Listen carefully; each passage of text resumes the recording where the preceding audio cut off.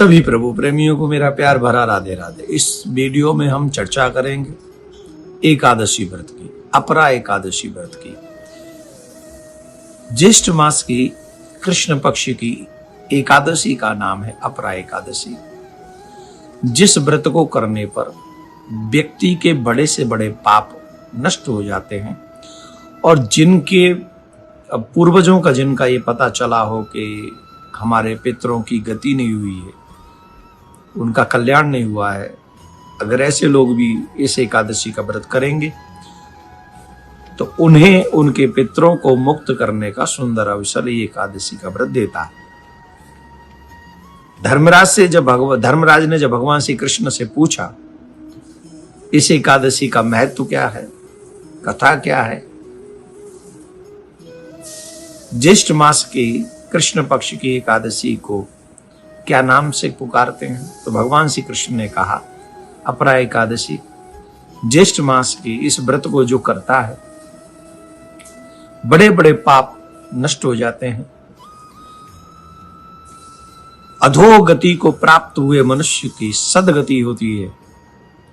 Even अगर कोई व्यक्ति ये व्रत करता है तो मोक्ष तक का मार्ग ये एकादशी व्रत कराता है। मैं तुम्हें एक कथा सुनाता हूं। दो भाई थे।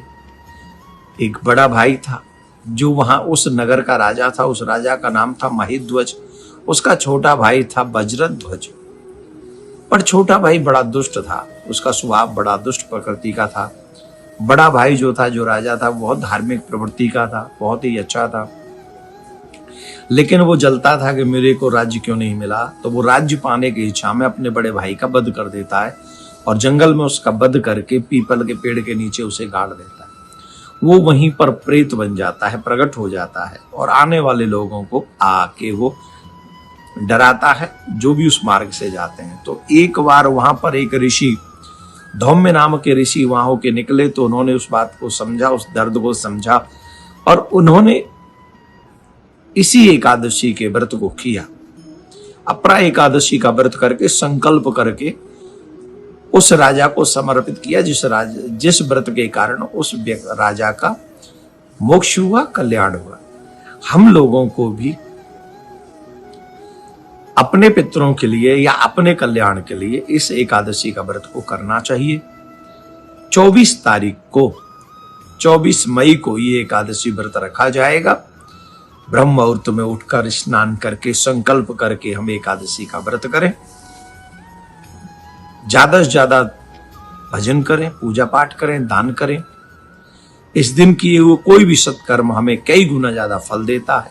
बार बार भोजन नहीं करना चाहिए। भोजन माने फलाहार ज्यादा नहीं करना चाहिए। उत्तम व्यवस्था है कि एक समय ही जलपान करें, फलाहार करें या जल। सबसे श्रेष्ठ उत्तम व्यवस्था तो यही है कि हम जल भी न ग्रहण करें, पर जल ग्रहण करें।